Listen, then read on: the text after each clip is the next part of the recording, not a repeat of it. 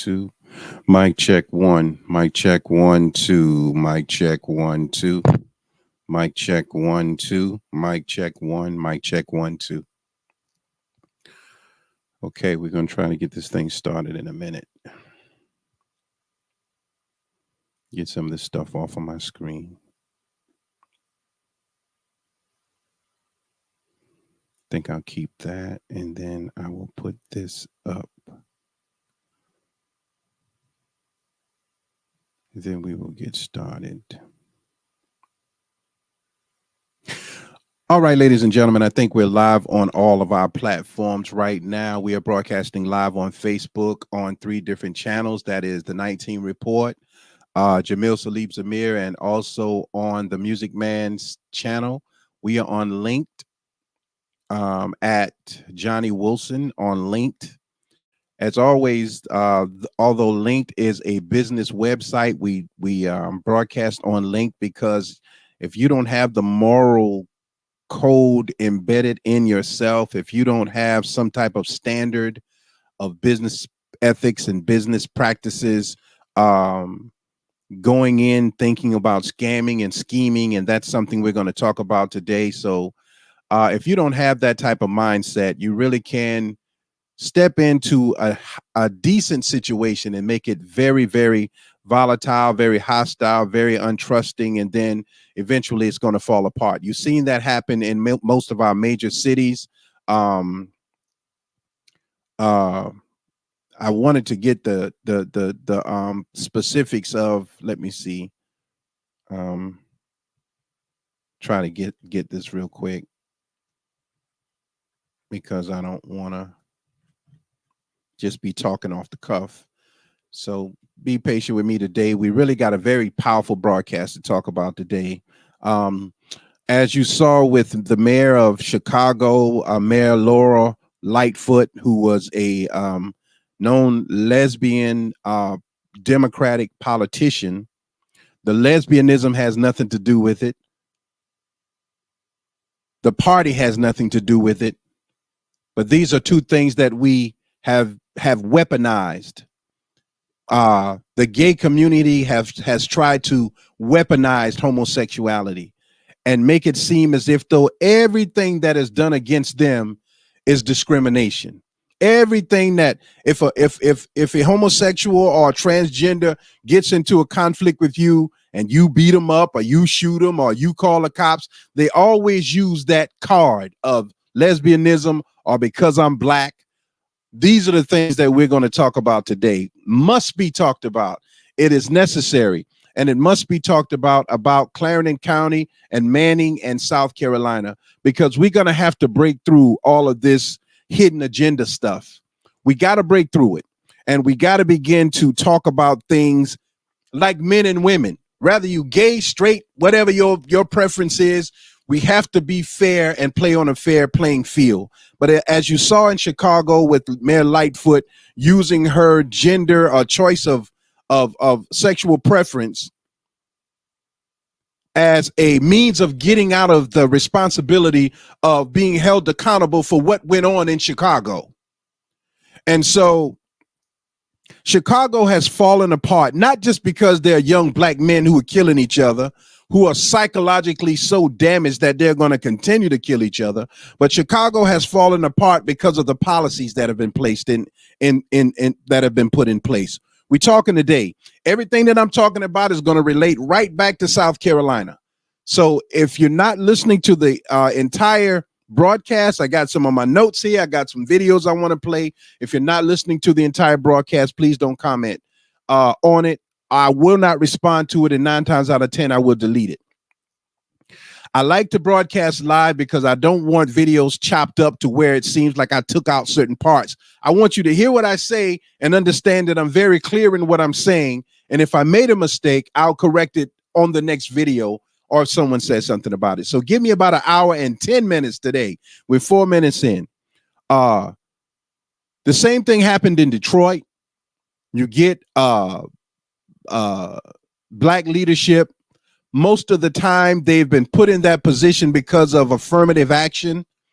Most of the time they're not qualified for the position.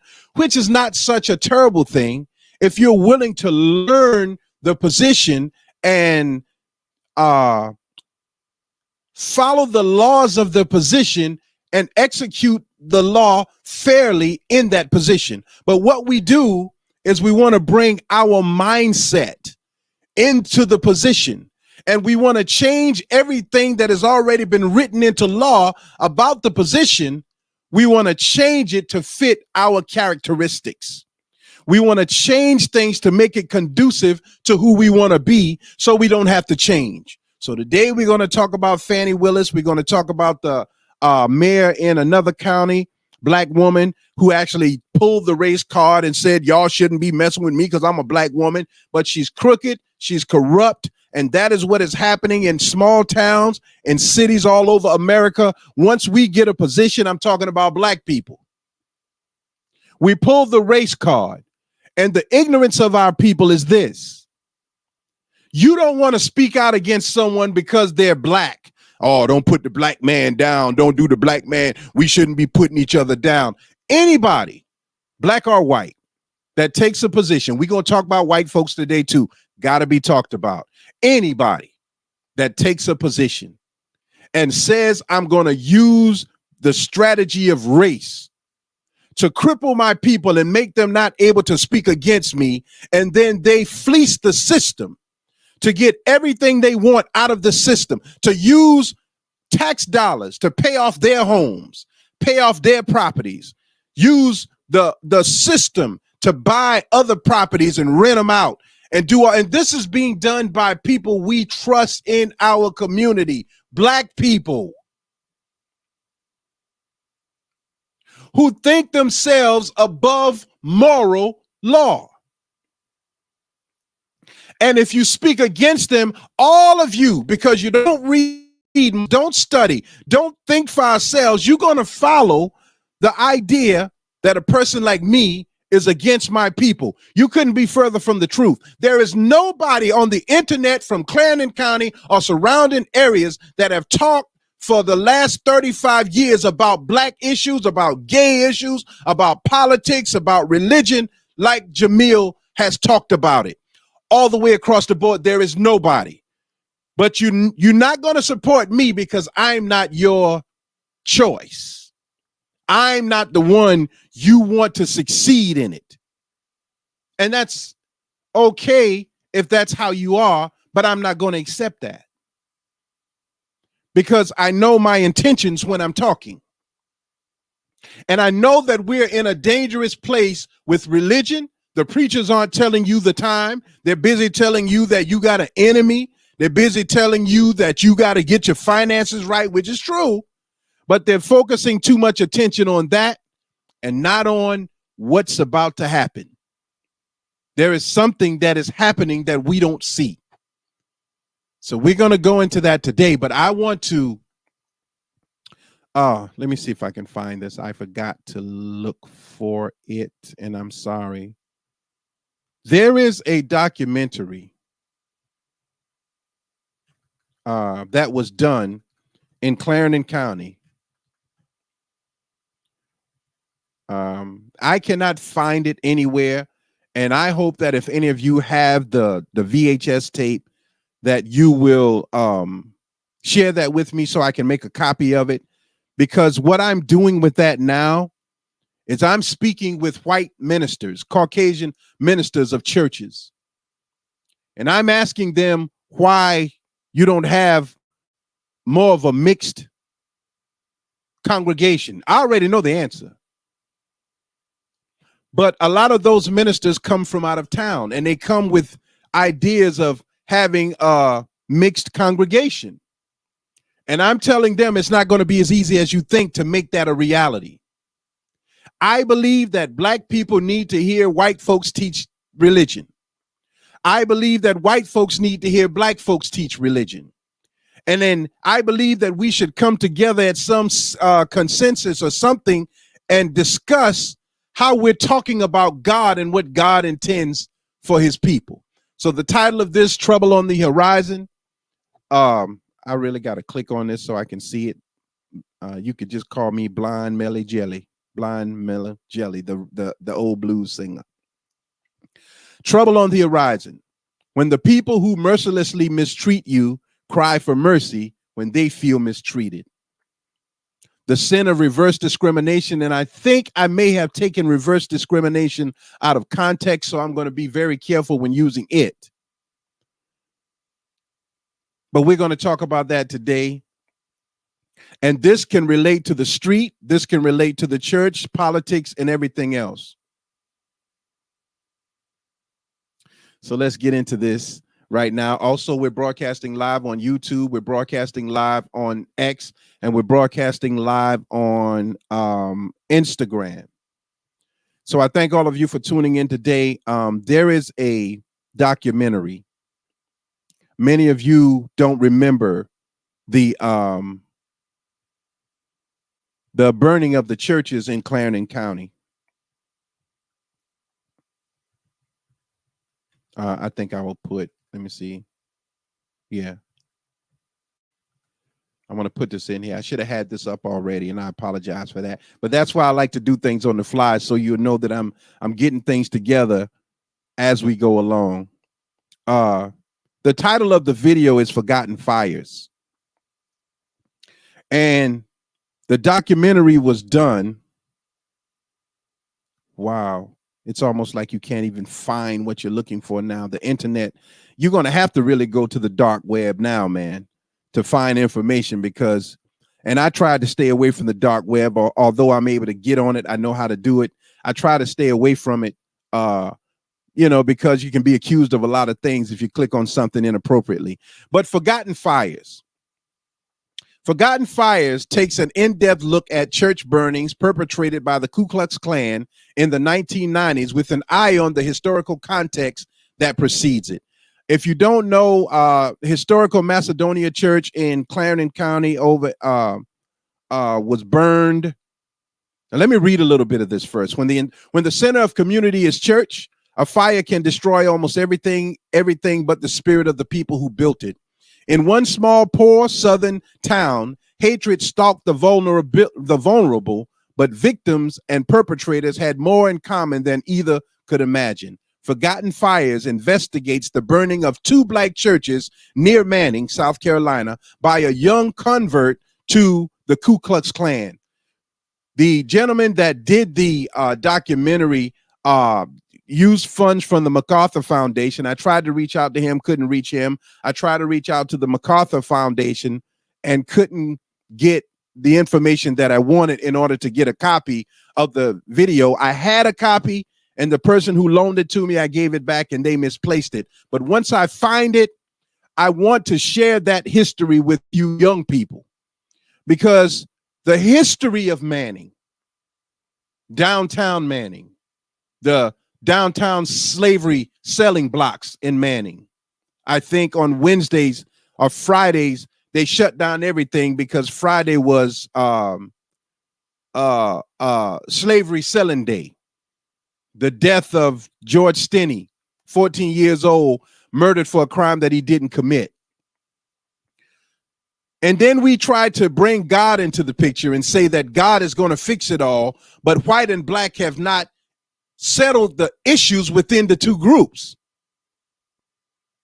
So the scripture says, how can you claim to love someone whom you have never seen, but hate the people that you see every day? And I'm paraphrasing that. My point, there is vitriol, pure venomous hatred, black against white in some areas, but we play it off so well. And in playing it off, we believe that that's going to last forever. Pretending to like someone, then going home and calling them the N-word or calling them something else, or pretending to like white folks and then going home and calling them something else. But let me tell you what the scripture says to me about it. Let's turn to Luke 12. And this just hang in there for a minute, because I got some things I got to share with you. But let's go to Luke 12, 2 and through 6. Let's say 6. And I'm going to read it of the King James Version of the Bible. It says, for there is nothing covered that shall not be revealed, neither hid that shall not be known. Therefore, whatsoever ye have spoken in darkness shall be heard in the light, and that which ye have spoken in the ear in closet shall be proclaimed upon the housetops. And I say unto you, my friend, be not afraid of them that kill the body, and after that have no more that they can do. Be not afraid of them. But I will forewarn you whom ye shall fear. I will forewarn you of who is the liar. I will forewarn you of who is pretending. I will forewarn you of the scammers. I will forewarn you.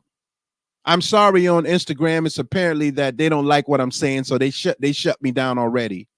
And I apologize about that. But we're going to keep going. I will forewarn you, is what it says, of whom you shall fear.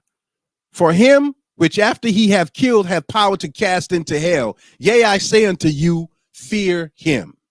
Why does the Bible talk like this? Because people who have sinister plans, Satan, and I'm talking about a physical human being in white form and in black form, when they have an agenda, they plan that agenda for 50, 25, 100 years ahead, where they are going to cover their tracks for such a long period of time that by the time the truth comes out, there is no one strong enough to address the issue and bring that truth to the people. But God always raises someone at the right time to talk like I'm talking. And now God raises many people to talk like this. So you don't know which direction to go in. You put your life on the line when you talk like I talk. People want to shut you up when you talk like I talk. But I have more fear of Almighty God, Allah, Almighty God, by whatever name you call him, the cherisher, the sustainer, Jesus, the Christ, the crusher, the beneficent person, whatever name you call him, God does not clash with himself. Same God. So I have fear of that more than I have of men. Although I have fear of men, it's not as strong as I know what God is capable of doing. So the scripture says, fear those who I tell you to fear. I'm going to tell you who the double crosses are. I'm going to reveal them to you. What's in the dark will come to the light. Where we're at a period since 2023. And if you look at my broadcast about the Jubilee, 2023 Jubilee, that was the beginning of the revelation of what was planned by Satan to do to the people. Now it's up to the people to decide whether they're going to fight against it, ignore it, or accept it. And ignorance is no excuse. Either you on the right side of the fence or you on the wrong side of the fence. We're talking about reverse discrimination. We're talking about hell on the horizon. It's here. Luke 12, you can go from 12:1 through 6. And I think I'm going to read 1. 1 says, in the meantime, when there were gathered together an innumerable multitude of people, insomuch that they trod one upon another, he began to say unto his disciples, this Jesus telling them this, first of all, beware ye of the leaven of the Pharisees, which is hypocrisy.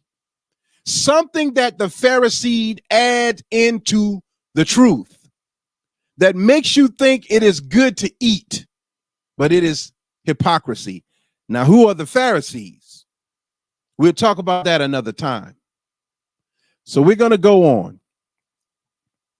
on. Reverse discrimination was described as an example of that is the Civil Rights Act of 1964 was passed in an effort to increase the quality in America or American society, which makes it a groundbreaking example of reverse discrimination. So the Civil Rights Act was trying to make it to where blacks and whites were on a fair playing field. I'm going to leave that there for a minute. Then I want to talk about this. Lyndon B. Johnson. Lyndon B. Johnson, president. Let me see when he was president. I don't want to misquote it. Lyndon B. Johnson. I'm sorry on Instagram. Presidency. But they cut me off. They said that my language was inappropriate. But if I was shaking my booty or having a sex scene or some murder going on, they'll let that thing play. And that is a part of what I'm talking about. When you're talking something that'll make a person think of changing themselves into something better, they block that. Social media is not free speech. They block that. But they let gun violence go through. They let rape go through. They let sexual images go through. They let people talk about liquor, about screwing, about everything, drugs, everything. But if you ever start talking about something that can change a person's life for the better, an actual godly paradigm shift, they will cut you off. Proof positive that this is not a democracy. Not in terms of freedom of speech, freedom of the press. No. It is a hypocrisy. It is a plutocracy. That is an actual word, plutocracy. And that is what this is. And you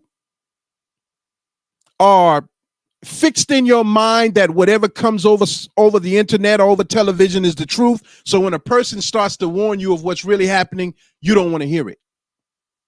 Lyndon B. Johnson. I'm trying to see when he was the president so I can kind of explain this to you. Yeah, let's go with this. Lyndon B. Johnson. I wish I could put him on the screen. I'm going to try to. Let me see if I can share screen real quick. I absolutely love this type of software because it allows you to share things. And there he is. Let me take this down first. Lyndon B. Johnson, the 36th president of the United States. 6 and 3 is 9.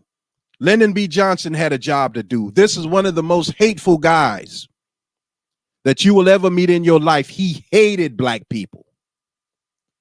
But he was a devout racist with no question. But he signed the Civil Rights Act.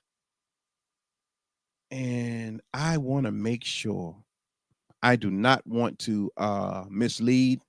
So let me see when the Civil Rights Act was signed. I'm going to keep that. Lyndon B. Johnson signs Civil Rights Act. You got to be real calm and cool under pressure if you're going to go live and do things like this. He signed the Civil Rights Act in 1964. Now, Lyndon B. Johnson did not want to sign that. He was literally forced to sign it. But because he had to sign it, it introduced what is called the Great Society Act, or what is called welfare. And because he had to sign it, he was literally forced to sign it, and he was angry about signing it. And I have my notes here. And he made a comment. Said, I'll have those N-words, N-I-G-G-E-Rs. I will have them voting Democrat for the next 100 years. After signing this act and after making it to where black men could no longer stay in the houses with their women, or else they wouldn't get the check, they wouldn't get the supplementary income, they wouldn't get anything. So out of his anger, he devised a plan in what was forced upon him to make it work in his advantage. I'm coming to a point. And I'm going to put this in there real quick because I don't want to bore you, but this is the point I'm coming at. When I was younger, when we would find a set of skates, and they had the metal wheels on them, and it was one skate, we would take the wheels off and we would nail them to like a 2x4 piece of board, and we would get on our knee and push that board, and we would ride that one skate, but it was a board. Next thing you know, somebody comes out with the skateboard because they saw something that we made because out of being desperate, out of despair. They took it and made money off of it.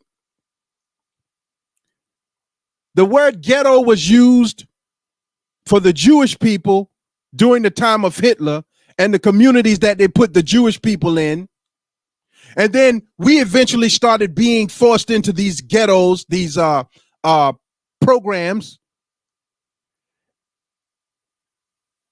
And we were made to think that ghetto was our destiny. Ghetto was who we were. So we started rapping and singing about the ghetto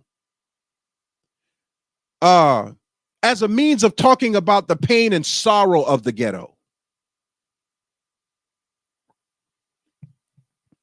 Nowadays, you young people rap about the ghetto like it's some badge of honor. See, when Satan sees an opportunity where he must give you something, he's going to always manipulate that to make it benefit him for the next 25, 30, 40, 50 years. That's the way Satan thinks, and Satan is a man. 26 minutes in. So when Lyndon B. Johnson saw that he had to write this into law, he used it to his advantage and have us voting Democrat, not because the person running as a Democrat is qualified for the people or for the position, but because we think that Democrat means that a person is for us. This is a psychological warfare. So if any black person says they're not going to vote Democrat, the majority of black people think that we're saying we don't love black people. But Democrat has absolutely nothing to do with black people getting an upper hand. Abraham Lincoln used black folks to fight the war because he wanted to win, not because he felt like black folks were his equal. He said that he didn't think we were equal. And he wanted us to go to Barbados or Jamaica or back to Africa or wherever, but he didn't want us to stay here. Our elite black leadership at the time told Abe Lincoln, nah, we staying, spoke for us, because they saw the opportunity to take advantage of the ignorance of the black people who didn't know any better. And just as it was then, so it is today. Your black leadership, a large majority of them, have no intentions of helping black people get anything more than what the government gives. They will give you monuments. They will give you titles to a road. They will give you cookouts and parties, but they will never give you the formula to free yourself, to start a business, to do better for yourself. They only use that for their small group of people, their clique. So the black man today in positions of power is dangerous. The black woman is more dangerous because she's backing feminism and she's backing she don't need no man. They were programmed to think that way. There is no free-thinking black people on this earth who has not broken the paradigm and shifted. We are always talking about a paradigm shift, but if you're paradigm shifting, that means you change from something to something else. But if you're talking paradigm shift and you're still doing the same thing, you ain't shift nothing. You just shuffled the deck.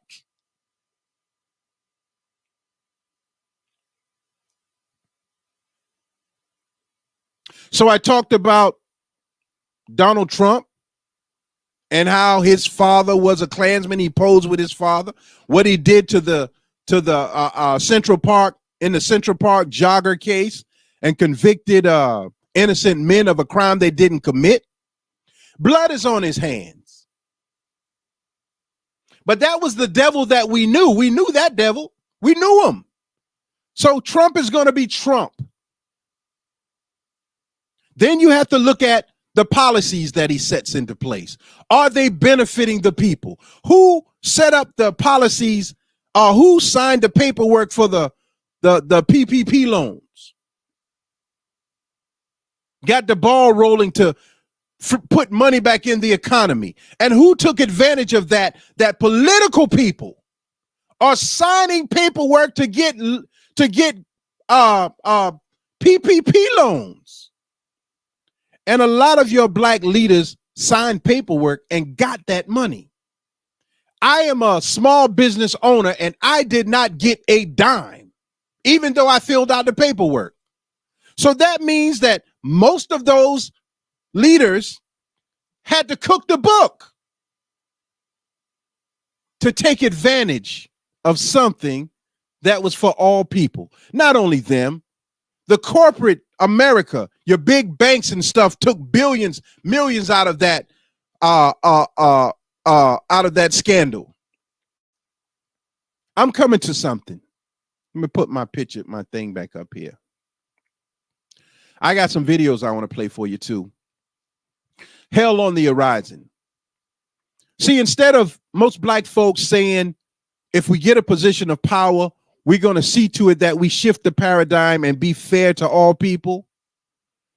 They got their position of power and was only fair to their family.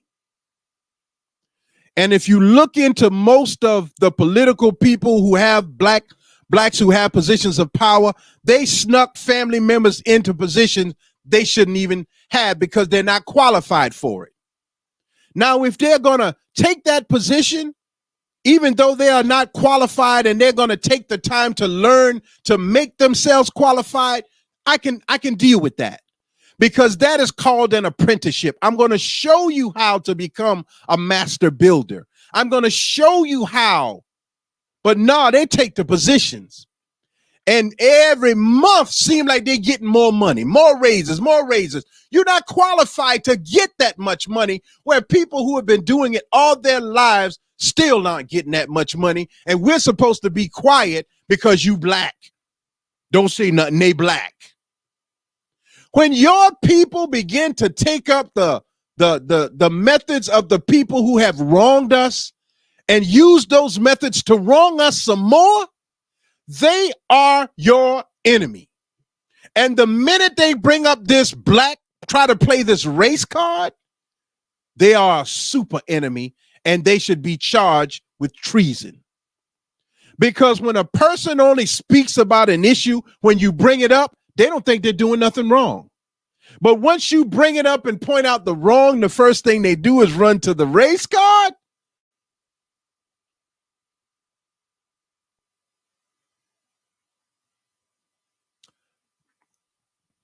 Our people are destroying small towns and cities because they are fleecing all the money out and giving very little back. They're taking care of their families. And if you don't have the heart, you claim you with God.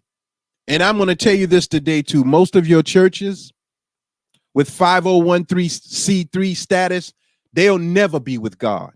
Most of them. They are agents. They are provocateurs. They are the ones who start the rumors to destroy people like me. Because if they ain't saved and sanctified with the Holy Spirit, and if they ain't doing what we doing, but these people are not saved and sanctified. They sin just like you and me. They just do it off the record. That's why I read in the beginning that what's done in the dark will come to the light. You saw it with many pastors, not just T.D. Jakes and Eddie Long, but many of your other pastors are doing it as well. God is bringing their filth to the light, and it's going to begin to happen right here in Clarendon County. And whether you accept it or not is on you. You can follow the man or you can follow God's law. I'm going to follow God's law. I don't condemn any man. I'm not a Geno Jennings. I don't know how to just run down on people when I know I'm a sinner too. And I'm a sinner.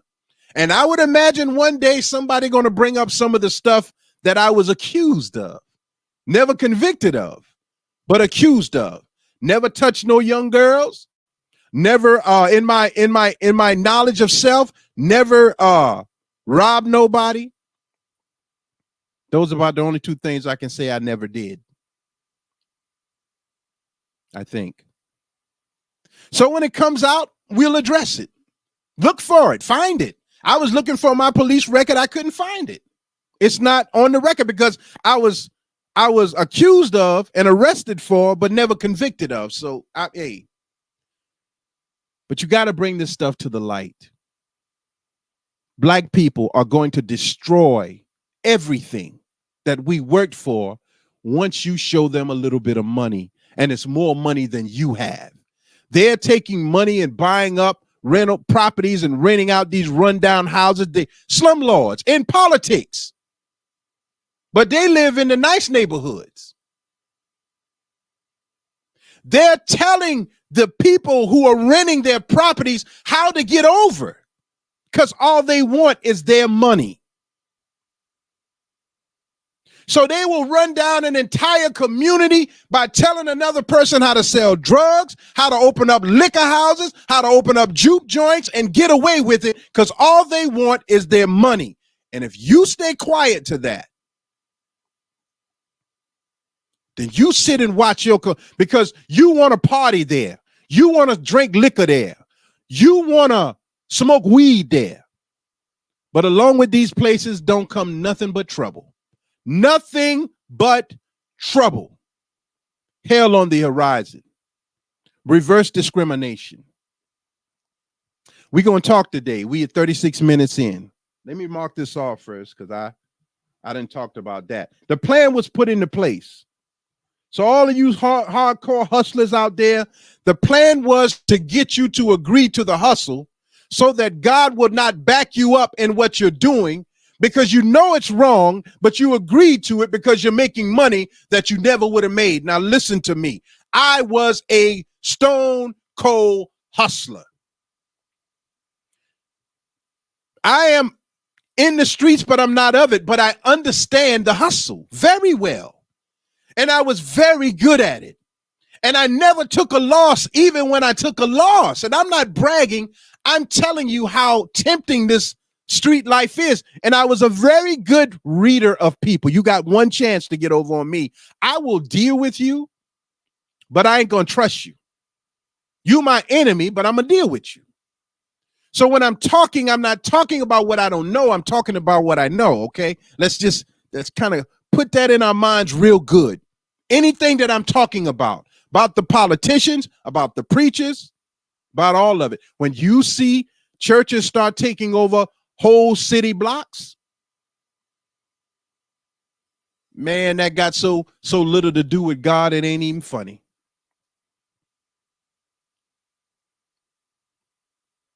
Most of your drug dealers who seem to always get out of trouble, that got so little to do with real street hustling that it ain't even funny. But we get caught up in people so easy. So I want to play a clip real quick. Then I'm going to go into something else. I want to play this clip by Pastor Geno Jennings. He's talking about Barack Obama.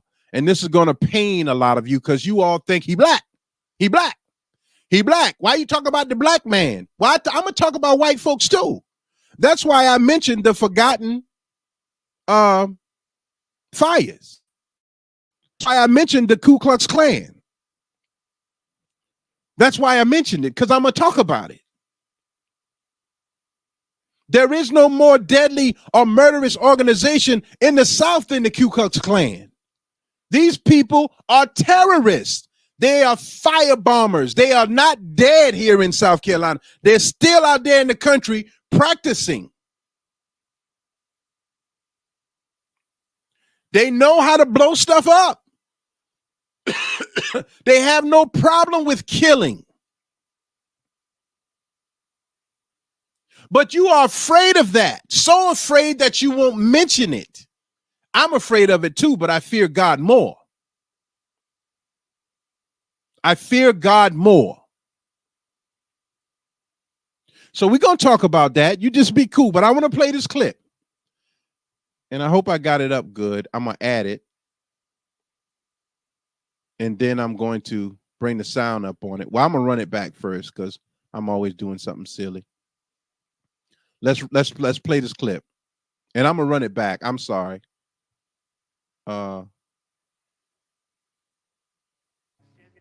Africa, trying to force different countries So let me run that Africa. back. He Here tried we to go. force Africa to accept same-sex marriages, and African government said we don't allow that stuff here. And Barack sanctioned Africa, trying to force different countries of Africa to accept same-sex marriages. And if those countries don't, he will sanction them, starve them. How in the world men knocking up men mean so much to America that you will use your power to starve a baby, starve a woman, because a country want to uphold God's law? That was Pastor Geno Jennings. And what Pastor Jennings was saying very eloquently, telling you about Barack Obama, that the man used sanctions in Africa, that if they did not allow same-sex marriages, homosexuality in Africa, where his parents are allegedly from, if they did not allow same-sex marriages, he would sanction Africa, not give them food, not give them water, not give them clothing, not give them proper medical care until they accepted homosexuality. Now, what kind of moral man would say that because you don't allow people to do something that God is against, I'm going to stop you from the basic necessities of life? The biggest killer, the biggest person that dropped the most bombs on innocent people is Barack Obama, but he black. So we can't say nothing about him because he black. This is fact. Barack Obama was called the first gay president. Listen to what I'm saying. Don't make this out to be something discriminatory. Because if you want to stick your wee-wee in a man's behind, that is your business. Long as I don't hear the moaning and groaning. If you want to lick the person's coochie of the same sex, that's your business. Long as I don't hear the moaning and groaning. When I was coming up, I watched the women licking each other. I thought it was fat. Hey, two chicks? Yeah. But after a while, when the morals kick in, you know,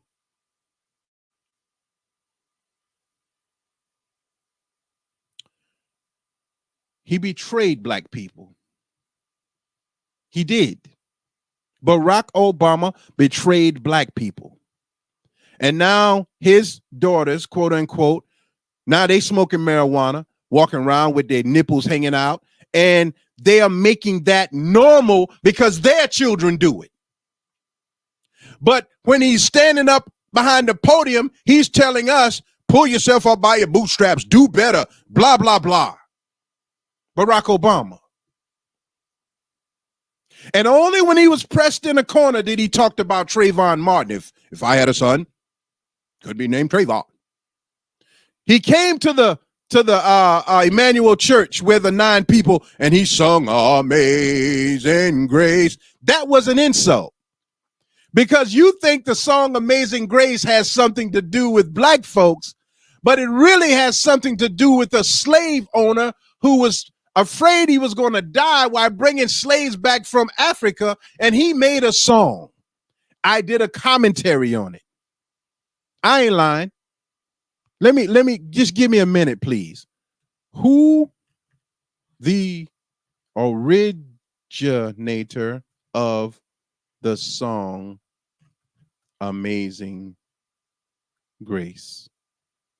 Just give me a minute, because I'm doing all of this on the fly, kind of But I want you to see for real that when I'm talking to you, I really take the time. His name is John Newton. It was December 1772 in Olney, England. At the age of 47, John Newton began writing of a hymn that would grow increasingly more popular throughout the year. In his song, Amazing Grace, Newton writes about a grace that is immense. He writes about amazing grace, one that saved him out of his wretchedness. Now, he wrote this song, this John Newton cat, a white guy, wrote the song. Wasn't black, he was white. John Newton. I'm going to show you a picture of him. If I can get it up on the screen, I'm going to add it. There. That's John Newton. See, you think a black person wrote that song, but they did not. A white person wrote the song, and he wrote it because he thought he was going to die on a ship that was tossing and turning while he was bringing slaves back not while he was bringing free indigenous people back to be enslaved. He got scared. And so he wrote this song, Amazing Grace. Had nothing to do with the lives of black people. Not at all. So Barack Obama gets up and sings that song, and we join in thinking that it's some tribute to black folks, but it was not. I'm telling you what happens to black people when we get positions of power and we are not equipped to handle power. 9 times out of 10, 10 times out of 10, it's a white person who puts you into position because they know that they can rely on you to do whatever they say, and you'll be the black face of their policies. So Barack Obama was selected before he was elected. He was tested. He had to denounce Louis Farrakhan. He had to denounce his own pastor. He had to denounce anything that was pro-black. All right. Now I want to play something else for you. And this here is about Fannie Willis of Atlanta. And we're going to show you something about Mayor Monique Owens, the mayor of East Point. But I want to say this first. When there were issues in money in Clarendon County, when there was issues about voting in Clarendon County, when there were issues about the people who won positions in Clarendon County, white people stood up. White people, Republicans, stood up and said, check that person, and check that person. And when white folks stand up and starts to condemn the wrongs of how black folks are running government or their positions, see, the black person, they cower real quick. But if I were to get up, which I knew the same things that they knew, man, people bring me information all the time about what's going on in Clarendon County. I just know the kind of trouble I'm going to get in if I talk about it. So I wait on God to tell me to talk about it. But I got paperwork on a lot of you clowns. Preachers too.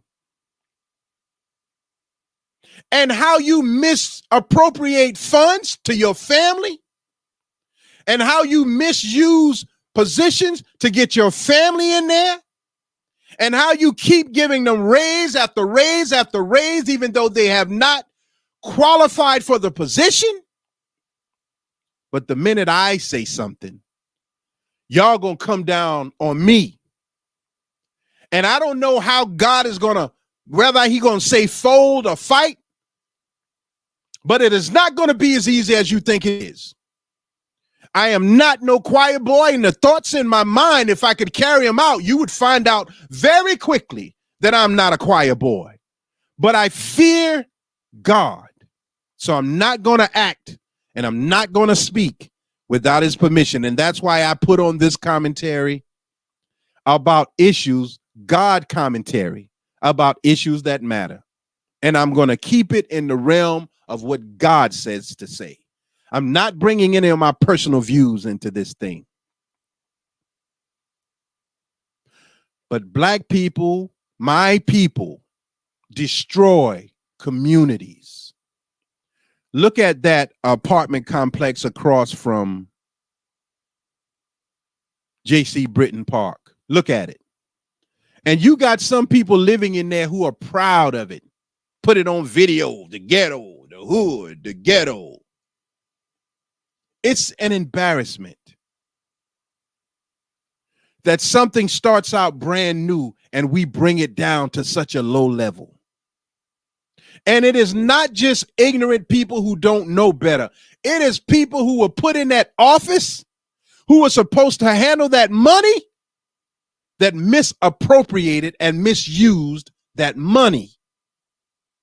And they dip out and go someplace else and do it again, like termites. So I want to play this video. I don't think I even put the one up of Fannie Willis, who was somewhat qualified for her position, but very well not qualified to deal with Donald Trump. She was not qualified for that, but she was greedy. And when you start, because y'all are saying that, oh, she told them off because she rolling her neck, putting paper down on the counter, but you're not looking right. You're not looking and you're not listening right. She's losing.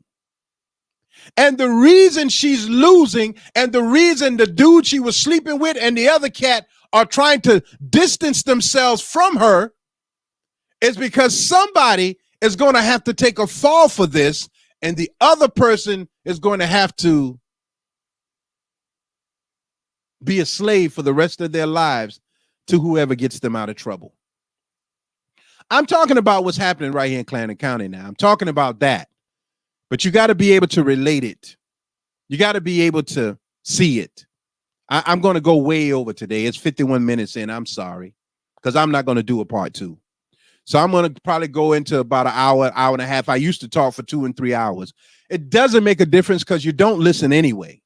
But I do this to get it off of my hands. You can't focus on nothing if it ain't a video game or some booty or something about some money or brown liquor music or some Southern soul something or party. You can't focus long enough to save your children or your future. And that's bad. But Fannie Willis is in trouble because she took her position that not only have legalities to it, but it has moral law to it. And Trump's lawyers are attacking her morality. Why are you using all of this cash money? We think you're covering your behind from things that you've done inappropriately, which gives them more access and probable cause to investigate her life even further. And the most minute thing that they find out about this woman, they're going to use it against her. She was not qualified to go against Donald Trump. She was coerced or given something to do it, and now she is a sacrificial lamb. She wasn't qualified. You hear me? Like many of the people who are given positions are not qualified, but they get 6-figure salaries and they misappropriate money to people who have no intentions of helping the masses of the people. They have a group that I had a guy say that, well, if they're not saved and sanctified and with Jesus Christ, we don't deal with them. Really? When you go to a restaurant to eat, do you ask the person cooking your food, are they saved and sanctified? When you go to the doctor and get a checkup, do you ask the doctor, are you a believer in Jesus? And if they say no, are you going to leave? Are you going to get up off the operating table because it's a white person operating you and they're Jewish? If you see a Muslim operating on you, saving your life, are you going to reject their operational skills? Hell no. Hypocrites. Are you going to deny $500,000 if that's what you need from a known drug dealer? Hell no. You take it. But that's the hypocrisy of my people. And this is not something that we learned from white folks. This is something that was innate in us. This is why we fell away from God, because we thought we knew more than God. And God said, I'll make a people who will destroy you and bring out the worst in you. White folks, the worst in us. Instead of becoming something different when we get positions of power, most of us become them and how they treated us during slavery. Break them. I'm going to show you a video of this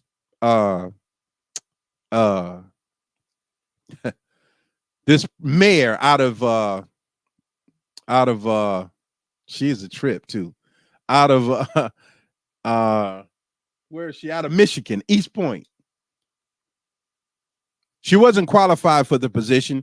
She came in as an underdog and won the position. Over time, she began to manipulate the system, misappropriating funds, hiring gangsters from out the street, dudes from out the street to be on her cabinet, talking down to the people who were educated and qualified to handle the finances, acting like a real donkey. And then when she gets caught up, she was on what is his name?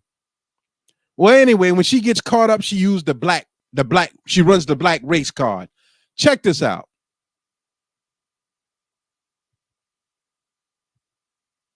Try to turn tangible human being and not some character on a sketch comedy show. But I assure you, she is in fact real. I assure you, this is the person who went from just 6 years ago breaking into cars and being arrested for it in the city of Chicago to holding 2 significant positions of power that pay more than the governor of the state of Illinois. Y'all don't do no work, no work. Y'all don't do no work, no work. Yes, that is the exact attitude. That is the exact cadence. That's exactly what you want to hear from a public servant that is supposed to be representing her constituents and gets paid nearly $300,000. That is exactly what you would expect when you ask this person who is going on vacations to Las Vegas, spending over $1 million more than her predecessor on a security detail, billing insane overtime with that security detail, has hired a sex offender and done all the crazy things that Tiffany A. Henry has done that I've documented before that I can't get into now. That's the exact attitude you want to hear from that representative. And by the way, what this is over is the fact that they want her to give an accounting of how she's spending the money that they're appropriating. This is her reaction to basic questions that any executive would be expected to answer. But since Illinois is insanely corrupt, she is just screaming at them like a mad lady, and that's what we're seeing. Tiffany Henyard considers herself something of a crusader, but one who's clearly annoyed by questions from a rebellious group of Dalton trustees who are in a standoff with her over spending. At the end of the day, vendors are not being paid. Board approved it. The vendors are not being paid. How about you be a good leader, bring RFPs to the forefront, so not just us, but the residents and everybody else in America know how the money is being spent. So as you can see right there, the meeting is getting very heated. It's getting very testy. They're demanding that she give an accounting of how she's spending the money. And the reason this is so amazing and so absurd is because Tiffany A. Henyard has a proven track record of spending money on lavish vacations, or one of my absolute favorite ones, where she leased a vehicle with the taxpayer purse and ended up paying double the amount of worth of the vehicle. I sat here and looked at a lease that y'all's paying $149,000 for one of them trucks. You make absolutely, that's like when you're 19 years old and you go get a car and the interest rate 27%. That makes absolutely no sense. You're Please not making facts. great finance, excuse me? Please state facts. But let me tell you, here it is, dated December 27th, 2022. The cash price of a 2023 Chevy Tahoe, $93,216.71. Interest and APR, $55,929.49. Total lease price, $149,146.20. Tell me if it's not facts, because your signature is all on it. I don't see that. Okay, but you want to put one back? I don't. All right. I'll But get my at the statement end, in a at few the minutes end when of you the finish. day, it's not about going back and forth with you. It's about making financial decisions that is in the benefit of everybody and just not one person. And you can't seem to understand that.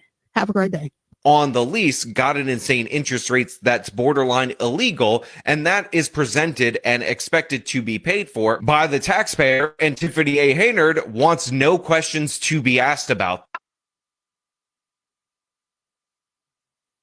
Okay, we're back on. That is the mayor in East Point, Chicago, Michigan.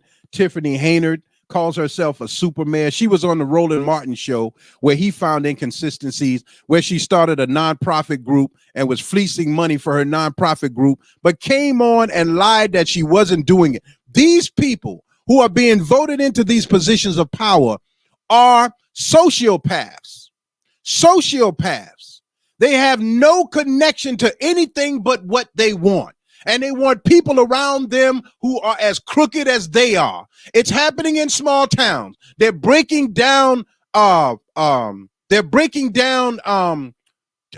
you call them? Council groups and only putting one or two people who are yes men to them. Now, if you are doing what you're supposed to do, why do you have to surround people around you who will not check you? That is a red flag. And as you saw, it was a white person. And not only whites are doing it, but Republicans are coming down on the Democratic Party, because what the Democratic Party has done since their inception is blame everybody for their crime. And that's why I put on this particular flyer, when the people who mercilessly mistreat you cry for mercy when they feel mistreated. And that's where I put in the sin of reverse discrimination, because we are misusing the title reverse discrimination. We're saying, well, they did it to me, I'm gonna do it to them.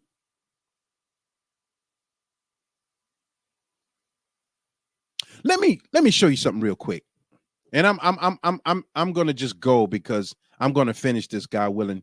If you listen, you listen. If you don't, you don't.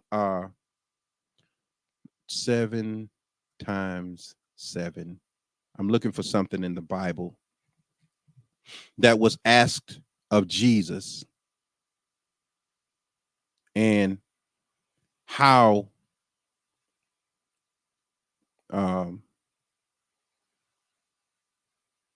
yeah, here we go. Matthew 18.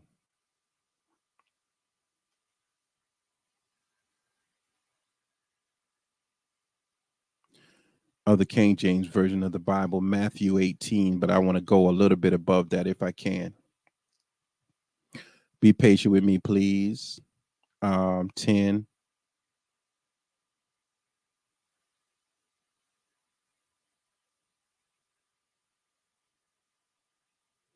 Okay. Matthew, the parable of unforgiving servants. Matthew 20, we'll start at 21. It says, then came Peter to him and said, Lord, how oft shall my brother sin against me and I forgive him? Till 7 times? And Jesus said unto him, I say not unto you until 7 times, but until 70 times 7. Now, 7 times 7 is 49, right? I'm going to put the 9, carry the 4. That's 49, 50, 51, 52, 53. And I'll be all off with my adding and subtracting. So 9 carry the 4, 7 times 7, 49. We're saying, like, let's say 539 times or less. How many times you're supposed to forgive? But check this out. Therefore is the kingdom of heaven likened unto a certain king, which take account of his servants. And when he had begun to reckon, one was brought unto him, which owed him 10,000 talents. Means he owed him some money. But for as much as he had not to pay, his Lord commanded him to be sold. And his wife and him, saying, Lord, have patience with me, and I will pay thee all. Then the Lord of that servant was moved with compassion and loosed him and forgave him the debt. But the same servant went out and found one of his fellow servants, which owed him 100 pence. And he laid hands on him and took him by the throat, saying, pay me that thou owest. And his fellow servant fell down at his feet and besought him, saying, have patience with me, and I will pay thee all. And he said not, but went and cast him into prison till he should pay the debt. So when his fellow servant saw what was done, they were very sorry and they came and told unto the Lord all that was done. Then his Lord, after he had called him, said unto him, O thou wicked servant. Now I'm going to say that again. O thou wicked servant. When I tell you that a person who has been mistreated, who takes the position of the one who mistreated them or felt mistreated by, and then mistreats someone else, is wicked. It is no in between. They're wicked. Their feelings matter more than yours, than your family, than anybody else. I don't talk to wicked people. God said, I just read it where Jesus said, fear them. I'll tell you who to fear. I'll tell you who to be cautious of. I'll tell you who not to trust. So, shouldst thou not also have compassion on thy fellow servants, even as thou had pity on thee? And his Lord was wroth and delivered him to the tormentors till he should pay all that was due unto him. So likewise shall my heavenly Father do also unto you, if ye from your heart forgive not everyone his brother that trespasses him. So here you have people who beg for forgiveness, but who are not able to forgive, and who hold grudges, and who points fingers when they do the same thing to you that has been done to them. White folks are doing it. White folks are crying out because the Mexicans are coming over the border. And they fear that their jobs will be taken by people who see the land of milk and honey in America, and who will take the time to learn the craft and do it well, and who will take their positions. But each time you, Caucasian, get the position, you mistreat other people. But you cry foul, you cry reverse discrimination, using it in its wrong context against those people who say that you're wrong. And everybody is following the same cyclical motion. And as a wheel spins, eventually the tire wears down and is no good. As an axle, as a cog spins, wears down, where the people are wearing down. And as long as the cyclical motion continues, the place where it is continuously going in that circle and nobody's learning, nobody's changing, nobody's making another path, nobody's shifting the paradigm, although they're constantly talking about a paradigm shift. Then it wears down. And once it wears down, it becomes a ghetto. So throughout South Carolina, white folks know this. I talk to them. They are either getting passports and prepared to leave, or they're building private communities where most of us won't be welcomed. Because they know that as long as things stay the same, they will wear down. This is what's happening.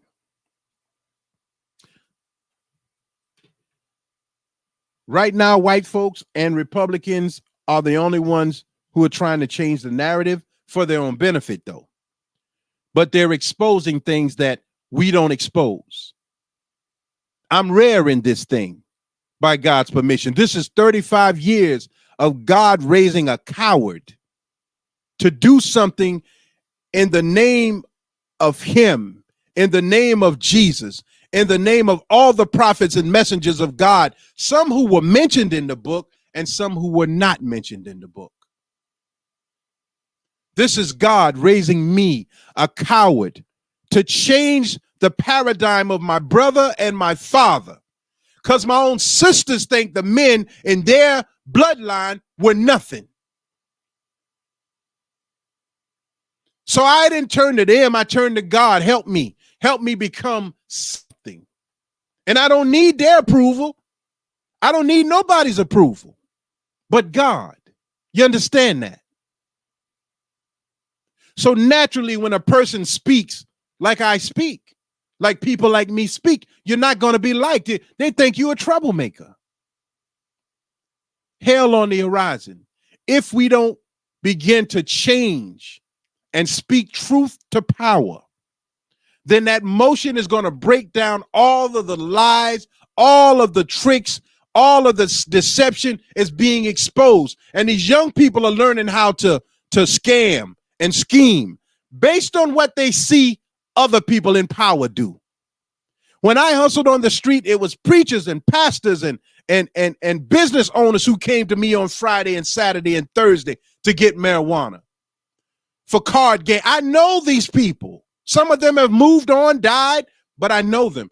I've had relations with women who are sedity in this town. I would never expose it, but there's an underbelly where things are happening. And if you only see this surface stuff, you think people are like that for real, but there's another side. And what other side you lean on the most is what you cater to. Let me finish.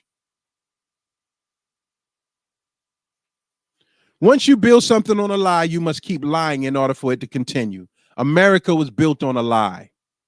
So when Donald Trump says, make America great again, to me, he's saying, rejuvenate the lie. Because who was it great for?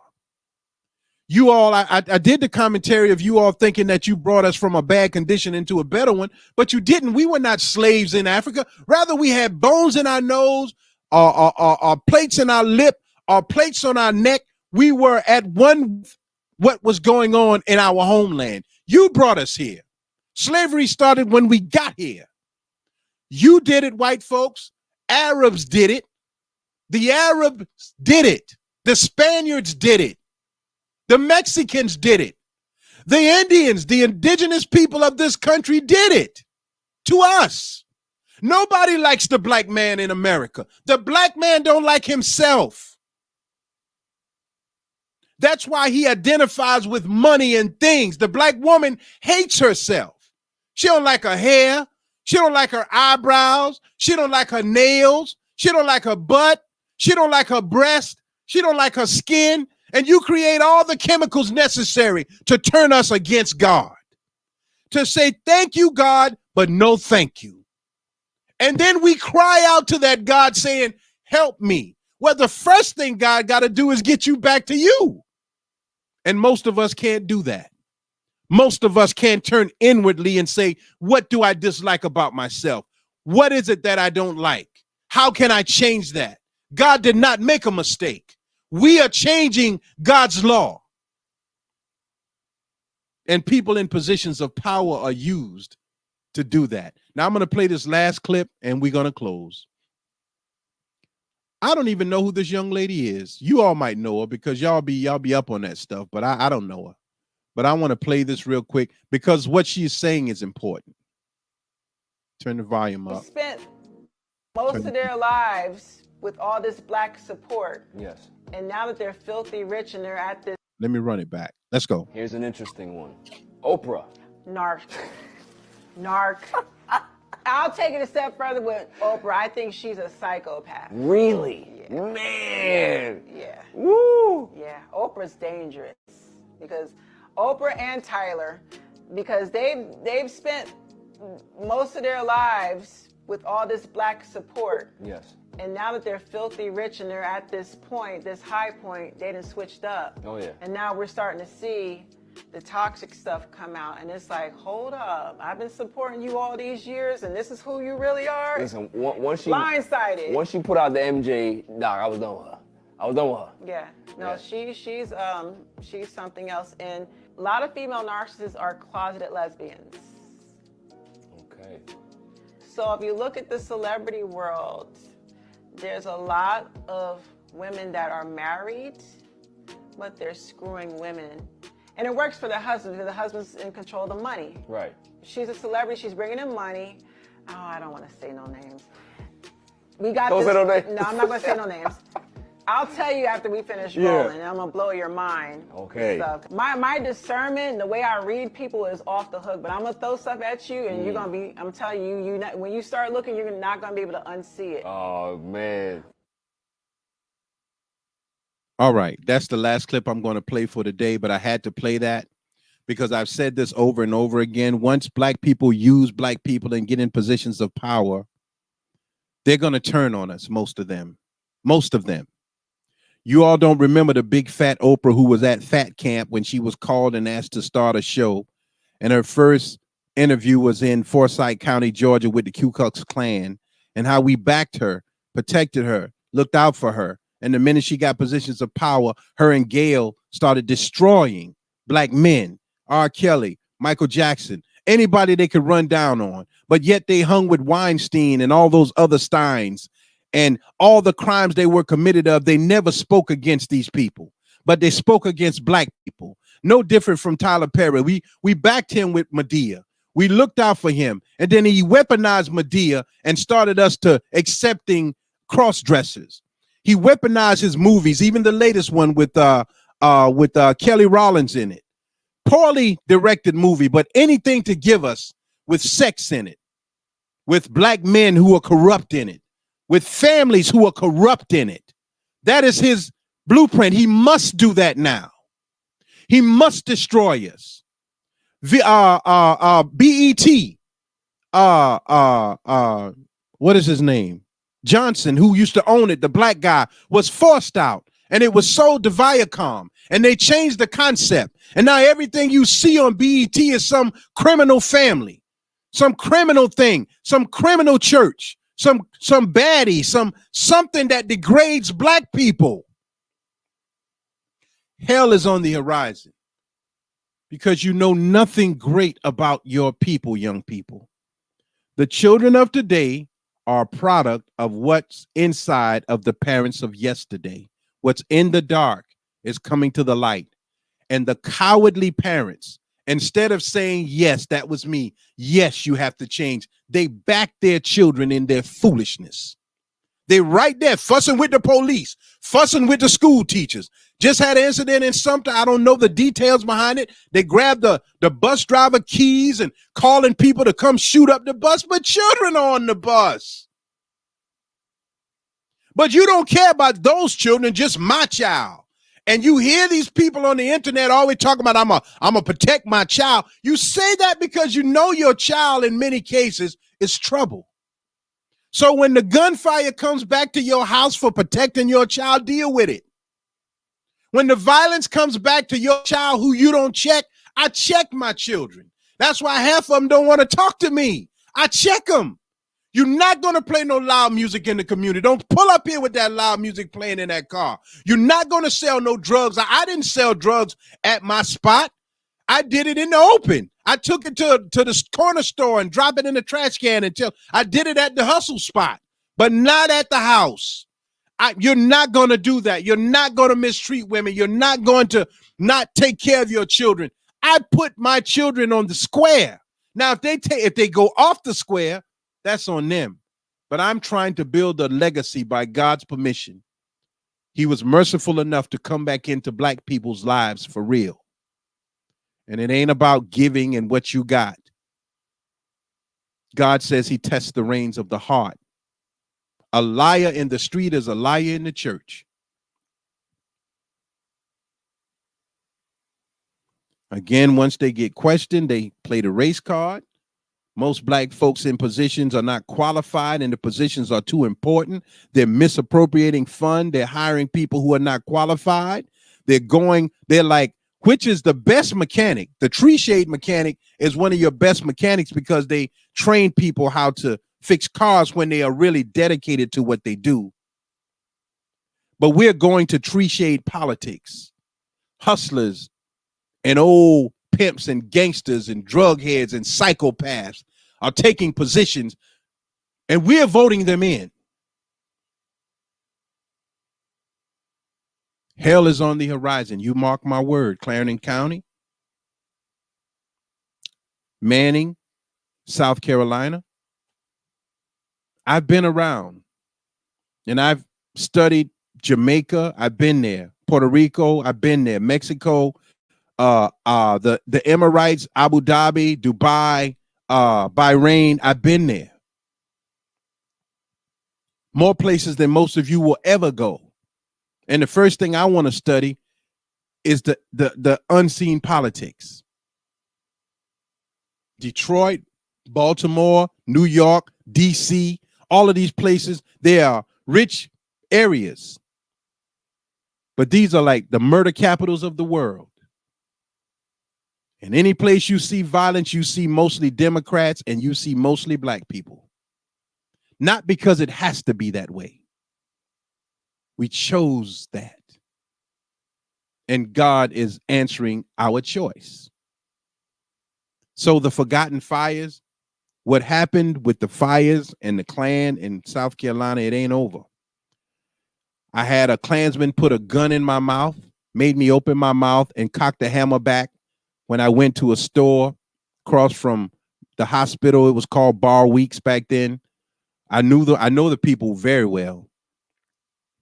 I had a carload of Klansmen to run me down after me and a friend of mine, Rodney Bell, was supposed to walk together from a dance, and he got upset with me for dancing with a girl, and I had to walk home by myself, and they jumped me and they slapped me, and I had to throw bottles at them and run home and hide.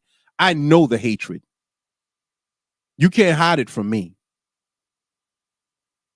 And now you got people who got a little bit of money who are you watch these food trucks and stuff. They don't come around when you ask for help, but they be right there at the latest event so they can make your money. Watch these people who sell things. They could care less about you, and they talk down to you. But they'll be right there to take your money. No different than Oprah and Tyler. Thank you all for tuning in. This is Jamil Salib Zamir out of Manning, South Carolina.